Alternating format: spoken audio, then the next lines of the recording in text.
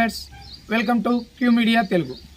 ఈరోజు మనం రిలీజ్ అయినటువంటి నితిన్ తమ్ముడు మూవీ గురించి ఏ విధంగా ఉంది, ఆ సినిమాలోని పాత్రలు ఏ విధంగా పండించారు, దర్శకత్వం ఏ విధంగా ఉంది, సినిమా స్టోరీ ఏ విధంగా ఉంది అనే విషయాలను చర్చించుకుందాం.